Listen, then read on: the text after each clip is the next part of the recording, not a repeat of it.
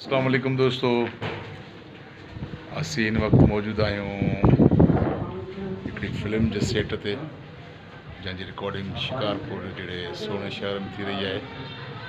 ऐं हीअ असांजे फिल्म जो प्रोड्यूसर आहे मोहतरम वली साहब, ऐं हीअ करेक्टर में मूंसां गॾु आहे कमदार। कमदार कहिड़ो? बिजल शबीर। न वो कहिड़ो कमदार माना कहिड़ो तकियो कलाम कहिड़ो अथई? कामिण कमदार कामिण भट्टी साहब एवरग्रीन भट्टी साहब नहीं कि माना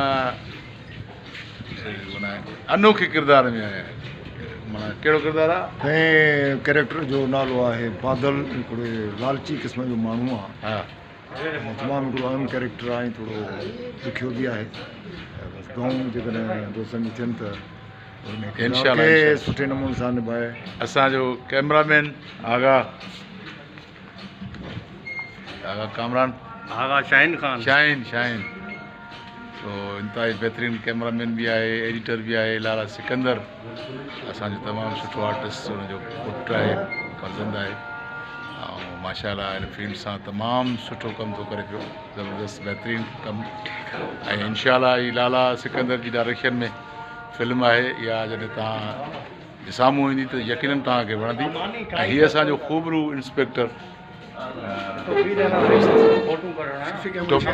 टोपी सिधी कंदो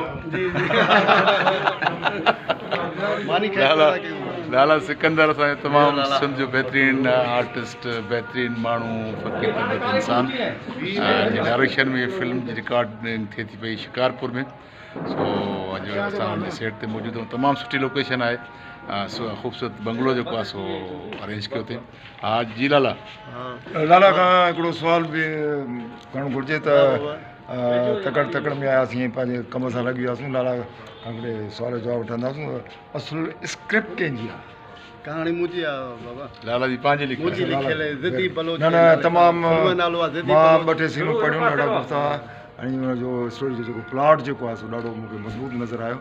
ऐं असांजी दुआ आहे त इनशाअल्लाह ॾाढी कामयाबु थींदी। नालो फिल्म जो ज़िद्दी बलोच। ज़िद्दी बलोच जी रिकॉर्डिंग बि तव्हांखे इनशाअल्लाह ॾेखारियूं था, हिकिड़ो सीन कंदासूं। ऐं हीअ फिल्म जॾहिं तव्हां स्क्रीन ते ॾिसंदव त तव्हांखे यकीन वणंदी। तमामु सुठी कास्ट आहे, बहितरीनु कास्ट आहे, अॼोकी कास्ट हीअ आहे। अञा सुभाणे आर्टिस्ट ईंदा ऐं जेको आहे सो वठी ॾिनो आहे। मुंहिंजो शागिर्द बि आहे, भाउ आहे, दोस्त आहे, नवाब महर साहब। नवाब महर साईं कंहिंजो बंगलो आहे? ये असांजो दोस्त आहे, गवर्नमेंट कॉन्ट्रैक्टर आहे, इम्तियाज़ अली शाह।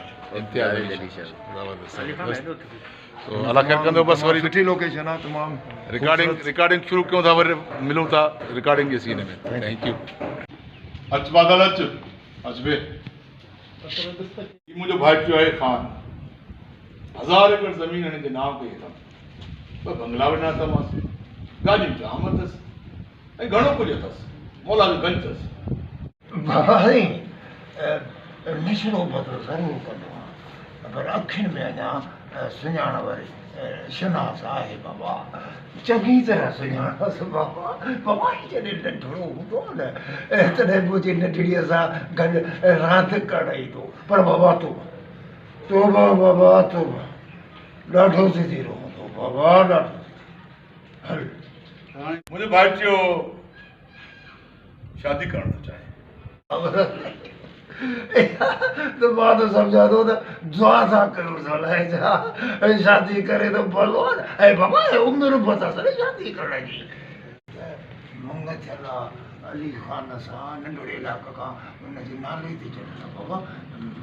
इहो वरी मूंसां ज़ुल्म न कजो बाबा। अदल ॾे वठ जा रिश्ता त छा, पर निकाह बि टुटी वेंदा आहिनि। यादि रख, मुंहिंजो भाइटियो ख़ान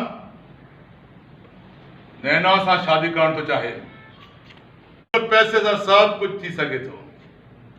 तूं ग़रीब आहे, तोखे पैसे जी ज़रूरत आहे ऐं मां तोखे पैसो ॾींदुसि। 1 लख, 2 लख, 3 लख, 5, 10 लख ॾिना मैं। 10 लख बनियूं बि ॾींदो न बाबा ॿ टे घर हा तोखे ॿ टे एकड़ ज़मीन बि ॾींदुसि बनी 10 लख पोइ बंगलो बि बादल खे होश में आण होश में आयो बादल होश में अच होश में बाबा ॾिनम बाबा हिकिड़ी न्याणी त छा इन 5 न्याणियूं हुजनि न बाबा तव्हां सां कुर्बान बाबा हाज़िर बाबा हाज़िर मां केरु थींदो आहे इनकार करण वारो बाबा बादल खे चर्च जो पाव खण बि ॾियाजांइ बादल खे पाव खण चर्च जो बि ॾियाजांइ चर्च बाबा हे बाबा मूंखे त वॾा कुर्ब करे छॾियो बाबा